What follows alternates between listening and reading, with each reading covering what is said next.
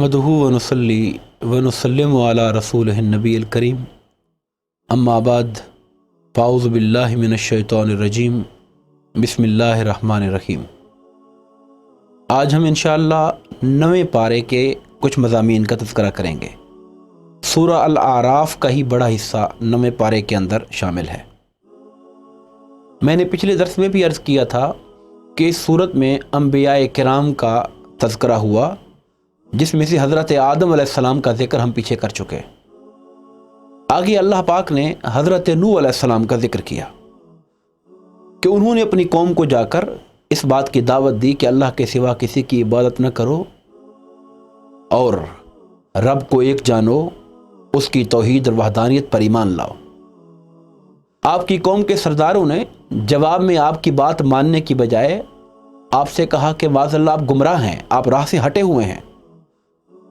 آپ نے فرمایا کہ نہیں، میں گمراہ نہیں، میں اللہ کا رسول ہوں اور میں تمہاری طرف اللہ کا پیغام لے کر آیا ہوں اور میں تمہارا خیر خواہ ہوں۔ مگر آپ کی قوم نے آپ کو جھٹلایا، مدتوں تک، سینکڑوں سال تک آپ نے ان کو دعوت دی، مگر جب ایک آخری وقت آ گیا تو حضرت نوح علیہ السلام نے خدا کی بارگاہ میں عرض کی کہ باری تعالیٰ، میں نے ان کو بہت طویل عرصہ ان کی نسلوں تک کو دعوت دیتا رہا، مگر انہوں نے میری دعوت کو قبول نہیں کیا، اور میں یہ سمجھتا ہوں کہ ان کی آنے والی نسلیں میری دعوت قبول نہیں کریں گی۔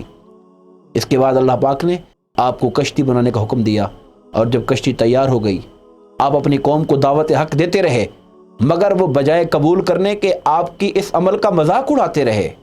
کہ حضرت نوح علیہ السلام کیا خشکی پر کشتی چلائیں گے؟ مگر جب اللہ کا امر ہوا تو گھر کے تنوروں سے بھی پانی ابلنے لگا، آسمان سے بارش کی شکل میں بھی پانی ابلنے لگا، اور وہ ایک عظیم ہیبت ناک قسم کا طوفان آیا جس نے کائنات اور زمین کی جو بڑی بڑی پہاڑی چوٹیاں تھیں اسے بھی اپنے دامن میں لے لیا، اور اس قوم کو تباہ و برباد کر دیا گیا، سوائے ان لوگوں کے جو حضرت نوح علیہ السلام پر ایمان لائے تھے اور آپ کے ساتھ کشتی کے مسافر ہو گئے تھے۔ اس کے بعد حضرت ہود علیہ السلام کا بیان ہوا کہ ہم نے حضرت ہود کو قوم عاد کی طرف بھیجا۔ آپ نے بھی جا کر ان کو توحید کی دعوت دی، تقوی کی دعوت دی، اللہ سے ڈرنے اور خوف خدا کا پیغام دیا۔ آپ کی قوم کے سرداروں نے، یہاں یہ بات قابل غور ہے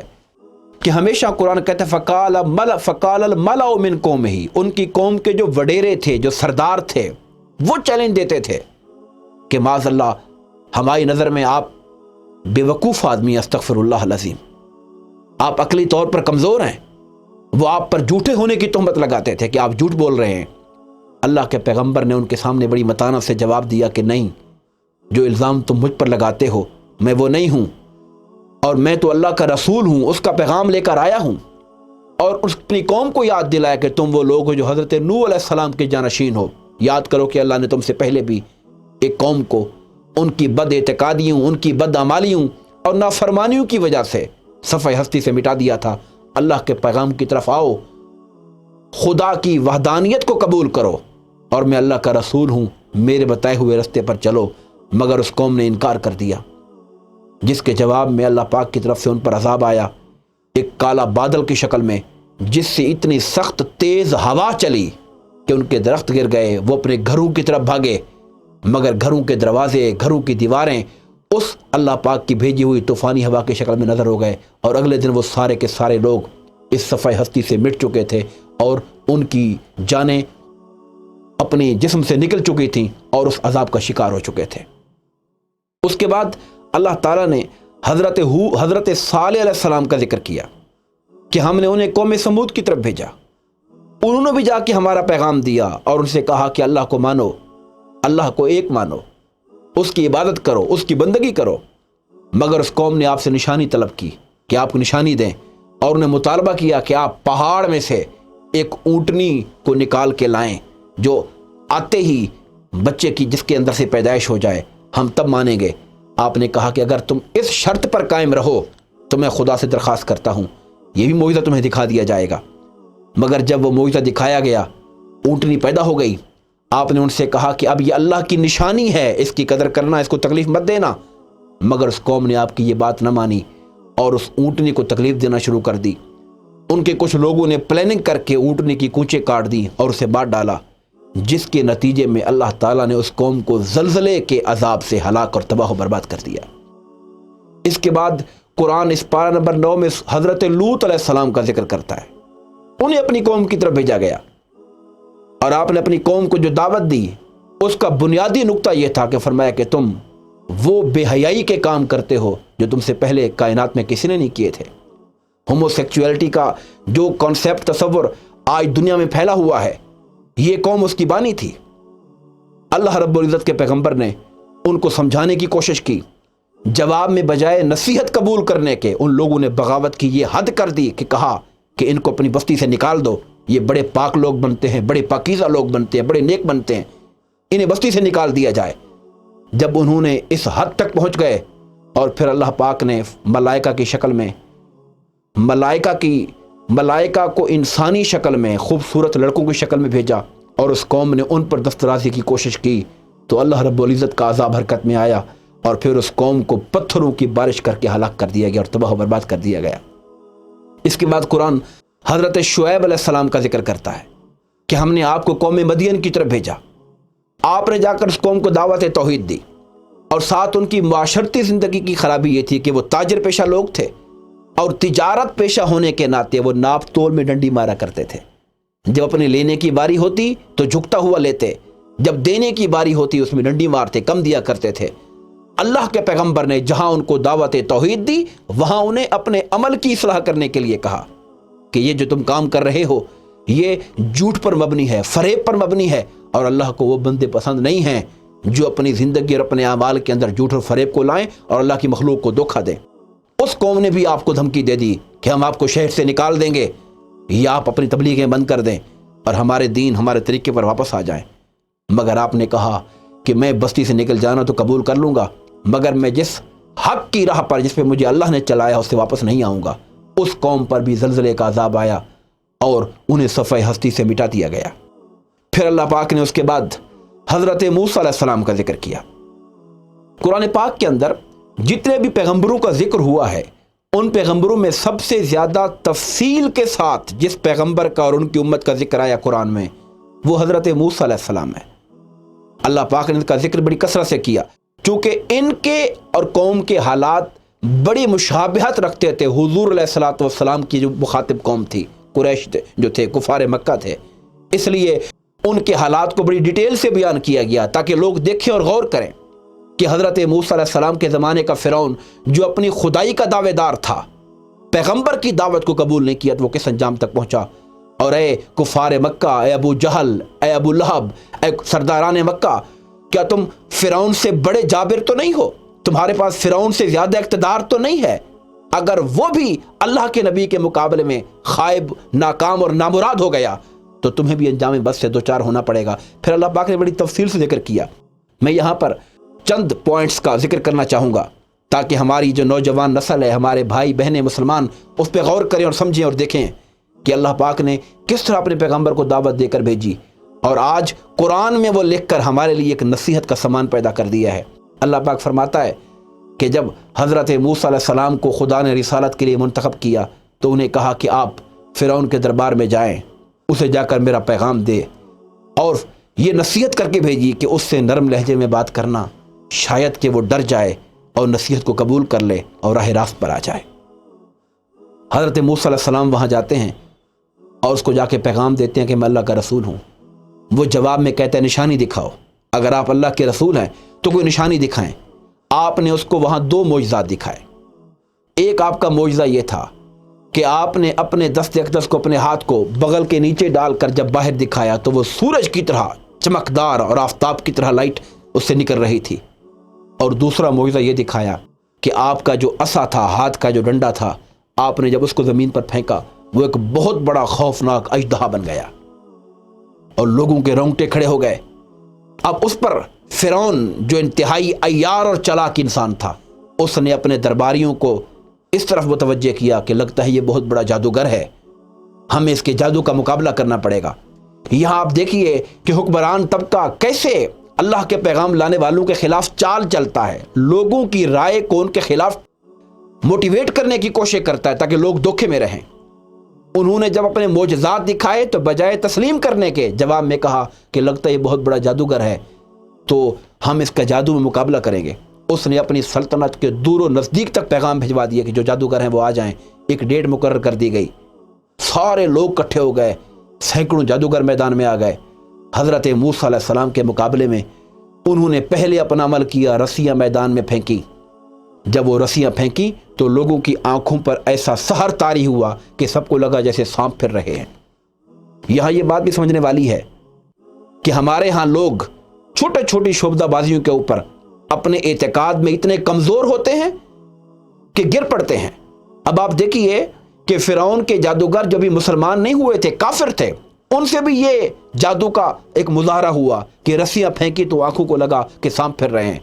مگر جب اللہ کے نبی نے اپنے عصا کو چھوڑا تو وہ سینکڑوں جادوگروں کے جادو کو آنے واحد میں وہ ہڑپ کر کے کھا گیا۔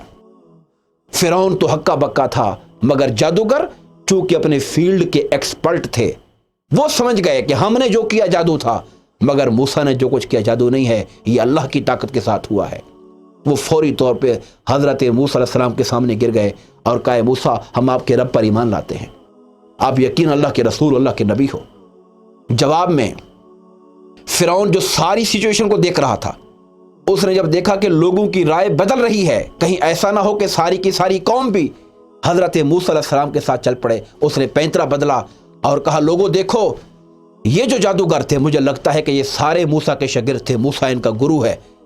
اور انہوں نے اپنے استاد کے کہنے کے اوپر اپنے آپ کو سرنڈر کر دیا ہے تاکہ پتہ لگے کہ موسیٰ علیہ السلام جو ہے وہ بہت بڑے ان کا مقام ہے اور تم ان کی راہ پر چل پڑو، یہ تمہارے اقتدار پہ قبضہ کر لے، تمہیں اپنا غلام بنا لے۔ اس نے اس طرح کا ماحول بنایا اور ساتھ ہی جادوگروں کو دھمکیاں دینی شروع کر دی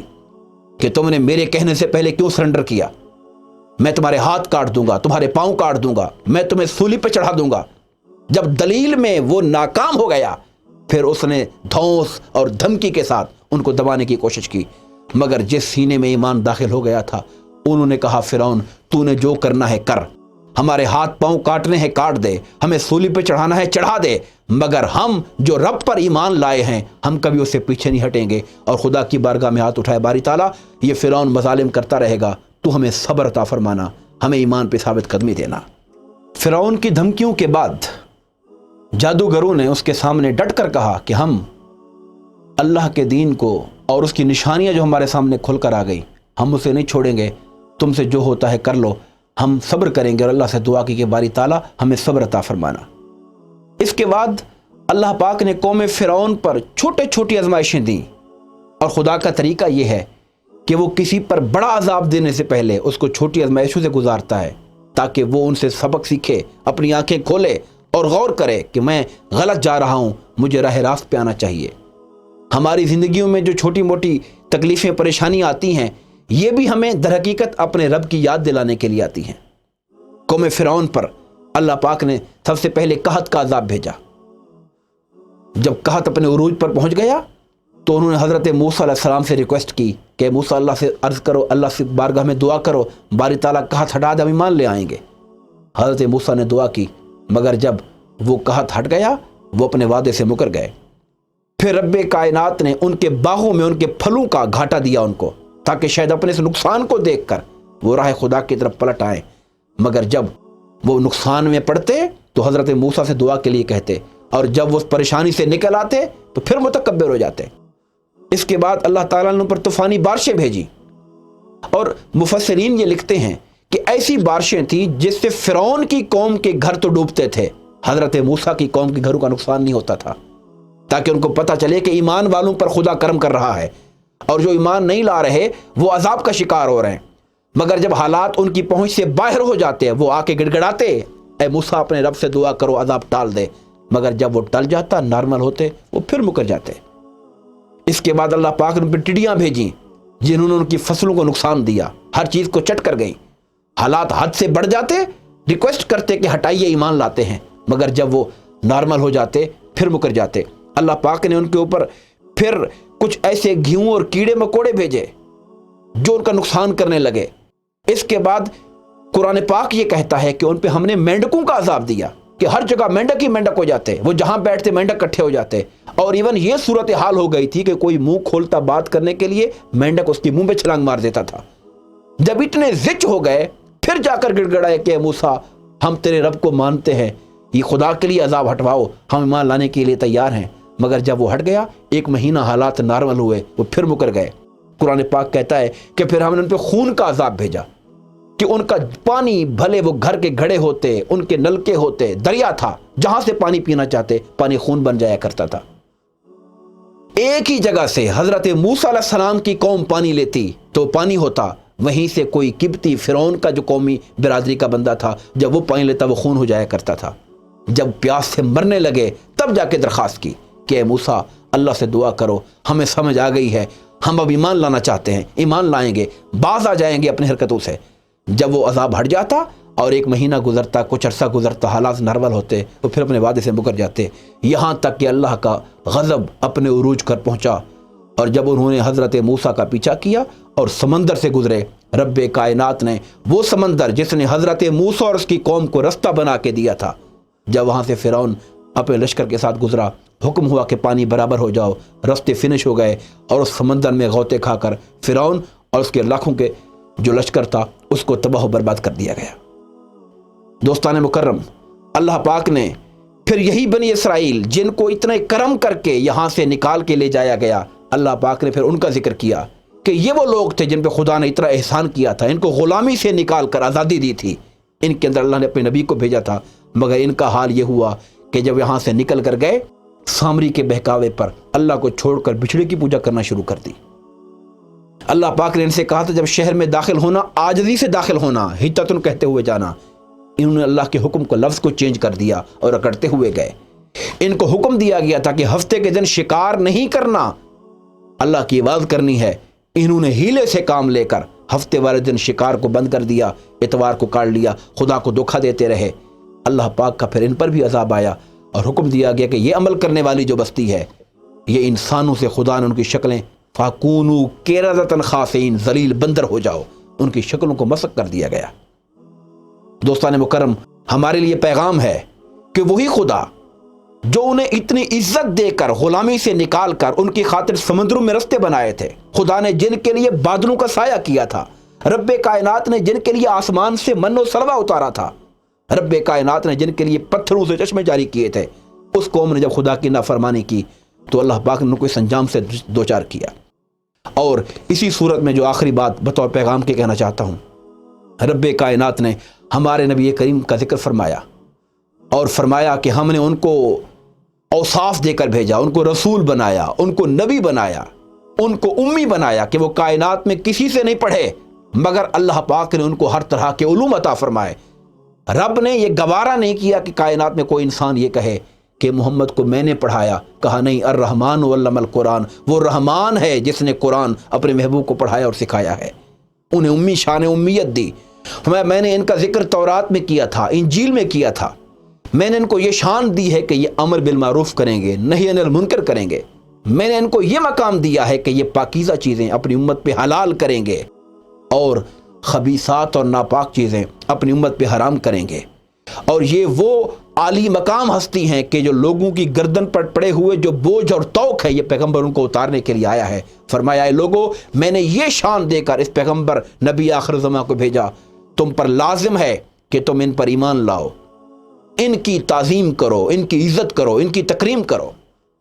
ان کے دین کی جو یہ پیغام لے کر آئے ہیں اس کو پھیلانے میں ان کی مدد کرو، اور جو قرآن لے کر آئے ہیں اس قرآن کی پیروی اور اتباع کرو۔ جو لوگ اس پیغمبر پر ایمان لا کر یہ 4 تقاضے پورے کریں گے، رب نے وعدہ کیا میں ان کو دنیا میں بھی کامیاب کروں گا، آخرت میں بھی کامیاب کروں گا۔ آئیے اللہ کے حضور دعا کریں، باری تعالیٰ ہمیں اس پیغام قرآن کو سمجھنے، اس پر عمل کرنے کی توفیق عطا فرمائے۔ آمین۔ وما علینا الا البلاغ المبین۔